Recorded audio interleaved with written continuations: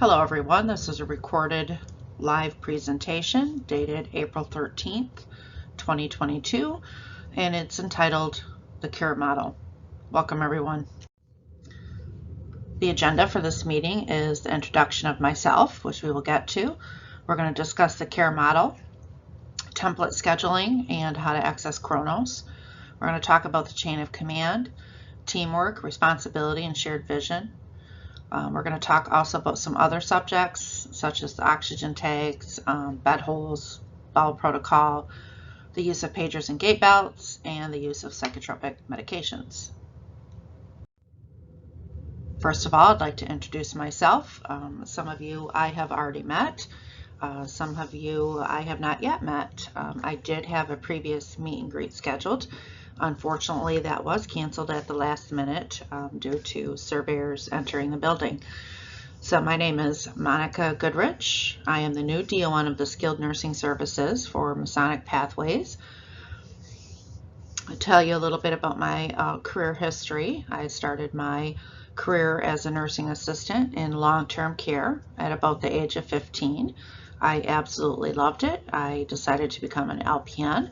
I did that for a short bit, went back to school, got my RN. My entire career has been in long-term care. I've been a floor nurse, a charge nurse, restorative nurse, MDS nurse, an assistant director of nursing, a director of nursing. I've also done independent consultant work. So my leadership style is focused on teamwork, not specifically just within the nursing department, but that the nursing department works with all other departments to assure that our services are functioning at the highest level possible. I believe that all individuals are equal and that we are valued regardless of our role. I do have an open door policy, but I do enforce the use of chain of command. And the reason for this is that there needs to be some type of order to the chaos. I also believe in leading by example. I prefer to be hands-on, and I believe that people with a shared vision are absolutely what it takes to make positive changes. I look forward to working with each and every one of you. The care model design and the chain of command. So the care model was designed to provide safe and quality care for our residents through consistent staffing and scheduling for our employees. The staffing strategy enhances consistent operational practices with an emphasis on employee work-life balance. Template scheduling is attached to a position control number within Chronos, and it is communicated at the time of the employment offer and with position changes. So current nursing employees have been transitioned into these templates. Templates were chosen that best resembled the employee's current schedule. We tried to make as little change as possible, but the schedule needed to be balanced. This design minimizes the risk of over and understaffing and encourages consistent assignments. One of the concerns that this was trying to address was the fact that on some days, and this is hypothetical, you may have 8 nurses scheduled. The next day you will have 4 nurses scheduled. We're trying to maintain a daily, consistent staffing schedule. So in doing so, current staff needed to be placed into these templates.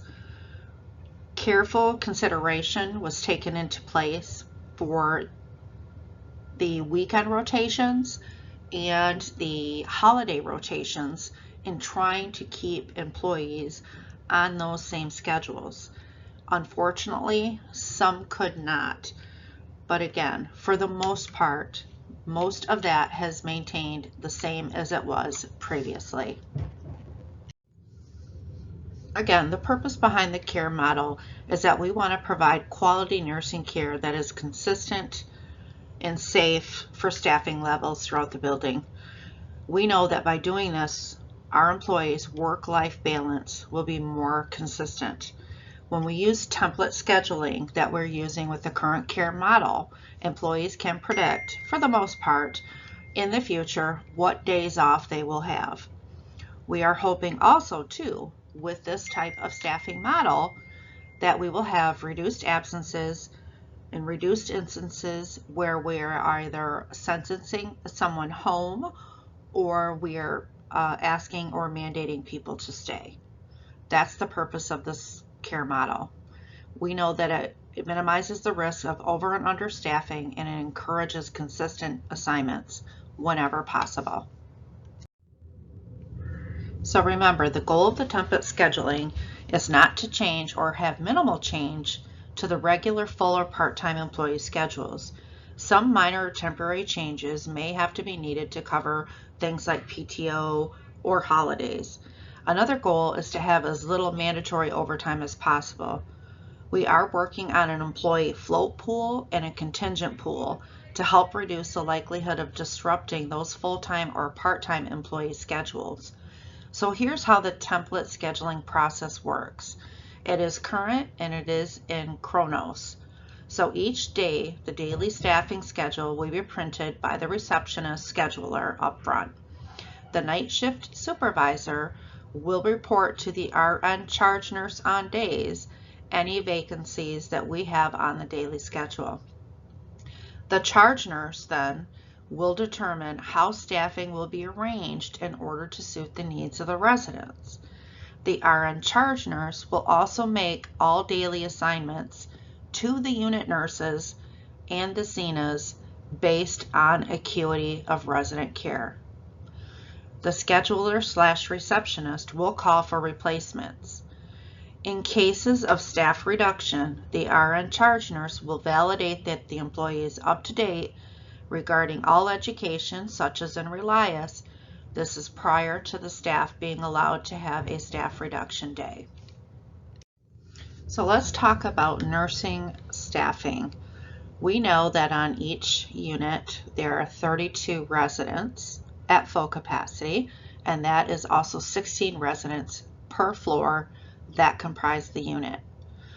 The employee breakdown for nursing, and this is a guideline, always to be adjusted based on the number of residents we have and based on their acuity level. So this is a guideline. We know that there will be one nurse, either an LPN or an RN, per floor for the day and the night shift. And we know each floor is 16 residents that make up a unit of 32. We want 2 CNAs per floor for days and nights, again, depending on the census and the acuity. And we also have 1 RN charge nurse per unit on the days. And we know that each hall of 16 makes 1 unit of 32. The RN charge nurse is in place of the prior unit nurse manager position. The RN charge nurse position is 7 days per week, 12 hours per day. The RN charge nurse rotates as supervisor on the weekend day shifts. That includes Saturday and Sunday. After the RN charge nurse leaves the building, we have an RN night shift manager. That is 7 days per week. The RN charge nurse is responsible for the overall day-to-day supervision of the unit. Much like the previous unit manager role, the RN charge nurse will be responsible to oversee the entire unit and will report directly to their assistant director of nursing. The RN charge nurse will be responsible and accountable for residents' treatments, care plan follow-through, safety and performance of duties, and monitoring of staff responsibilities as it relates to facility policies and regulatory guidelines.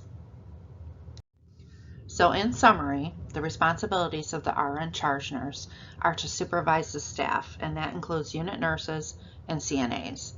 They perform daily cross-checks to make sure treatment and medications are administered appropriately and that CNA and nursing documentation is performed. They supervise the dining experience and they supervise resident safety. As far as assessments, they will complete risk management reports when necessary, complete level of care determinations, maintain communications between the physician and responsible parties, and prioritizes care based on the needs of the individual resident. So this is the nursing department chain of command. This has been revised and adapted to encompass our new care model. First, because we believe in teamwork and recognition of unique roles of equal value, imagine if this paper were laying on a flat surface. We would see all roles are equal and that all roles are interconnected into a network. This is the nursing team network. Because the chain of command is necessary to maintain organization and avoid chaos, this chain of command has been revised to indicate who reports to whom. Without a chain of command, communication breaks down. You will note the director of nursing is at the very top line of this chain of command. And underneath, in the center, you will see that there are 2 assistant directors of nursing. Each assistant director has been assigned particular units to cover, and their offices will be located respectively on those units, on both 1 North and 2 North. The RNACs, or MDS nurses, will be located also on the floors. In addition, each assistant director of nursing has other responsibilities, such as the skin program, infection control, restorative, and the like. Additionally, the ADON for 1 North and the assisted breathing unit are supervising the unit secretary and the receptionist. The assistant director for 2 South and 2 North also supervises the night shift managers and the schedulers. The new RN charge nurse position replaces the previous unit manager position. The RN charge nurse is scheduled 12 hours on the day shift, 7 days per week, and that is per unit. The night shift RN supervisor will receive report from the off-going RN charge nurse, and vice versa. Each floor will have 1 RN charge nurse from 6 a.m. to 6 p.m. That is on 1 North, 2 South, and 2 North. The ABU will remain with their current manager as is. The RN charge nurse job description has been revised, and those nurses assuming those roles are currently undergoing training. So moving on to other nursing topics. As far as new admissions, all new admissions will be identified as high fall risk, at least until therapy can evaluate. All high fall risk residents are identified with a red door name tag outside of their doorway. In addition, we want them to have a star next to their name. We know that the star indicates they should not be left alone in the bathroom. Communications and scheduling, whoever is sitting at the front desk will create the resident's door identifier in the specified color from the RN charge or the therapist. So once the RN charge on admit determines they're new, we need to have a red door name tag, or once the therapy determines their status and we need a door name tag, we will express that to the scheduling or whoever is sitting at the front desk. Other subjects, psychotropic medications, and this also includes hospice residents. There are no separate rules for hospice residents. All have to have appropriate documentation in order to initiate a psychotropic medication. We should never do that without consulting social services unless it is an emergency. All PRN psych meds must be timed for 14 days. That is a regulation. In other words, it is short term. If after the end of the 14 days a determination is made that the resident would still benefit, there needs to be a comprehensive assessment performed and a new note and order taken to extend that order for an additional 14 days. So all PRN meds must have documented non-pharmacological interventions prior to use. For example, most often we see anxiolytic groups used for a PRN on a short-term basis. If a nurse is to utilize that anxiolytic medication, we have to clearly state what we have attempted to do that did not work and has failed prior to giving that medication. That would be done in the nursing notes section of the chart. Of course, after administering the medication, We will document whether it was effective or not effective. At the end of 14 days, social work will be involved and will make the determination of whether we will request an extension of the 14 days or if we choose to allow that to be discontinued at that point. Some other topics of discussion is the bowel program. The CNAs need to accurately document the bowel movements. Nursing staff must review the list, and we need to follow the protocol. There have been times where lack of documentation essentially forced us into, going to some extreme steps and ordering flat plates, things of that sort, simply because there's a lack of documentation, especially in this situation, given a history of the resident with a small bowel obstruction. So it's imperative that as nurses, we validate that the CNAs are doing their documentation and that we are following through on the BM list. Oxygen tanks, anytime a new tank is distributed to the resident, we need to put their name on the label. We need to take the label and we need to put it in the bin that's located on top of the cabinets. Night shift managers, I'm asking that you monitor this regularly and make sure that the labels are making it to the basket, please. I want to talk a little bit about safety, and that encompasses pagers and elopement risk. Every employee in the nursing department should have a pager on them at all times. We need to respond promptly. If we don't wear a pager, we're severing every resident's ability to reach out to us either through their call lights or if they initiate a self-transfer. We're not going to know that those alarms are going off. So that is imperative. There is, or there will be, a pager sign-out sheet located at each floor, each unit, and those pagers need to be signed in and signed out. Nurses, I need you to make sure that the nursing assistants are wearing those pagers and that you yourself are wearing them as well. That coincides with elopement risk. We know that if a wandering resident nears an exit, an alarm will go off to our pagers. That is telling us that the resident is at risk for leaving this building or leaving their floor, which is unsafe. We need to respond, redirect that resident, and then we need to acknowledge it in the electronic system.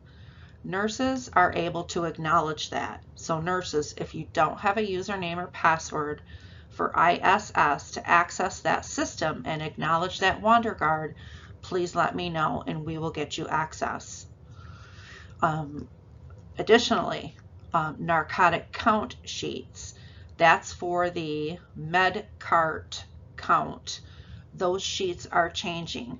Instead of counting narcotic prescriptions, we will be counting the individual cards themselves.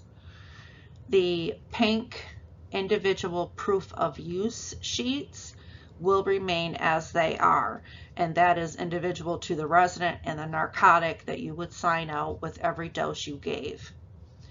The paper at the front of the book that indicates basically your narcotic box, that is the sheet that's changing. Again, we will start counting individual cards, not prescriptions.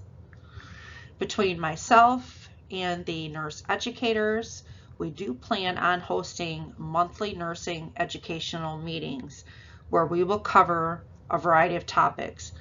Perhaps one month it will be unique skills, another month it'll be a protocol, things of that sort. So if nurses or CNAs, if you're looking for additional education on a particular subject, please let myself or the ADONs know and we will add that to the agenda. So lastly, I want to talk about customer service and workplace confidentiality. It's been brought to my attention that we have residents, some of whom are pretty much in their rooms all of the time, that know a lot of ins and outs of what's happening in the building. That type of communication needs to cease immediately.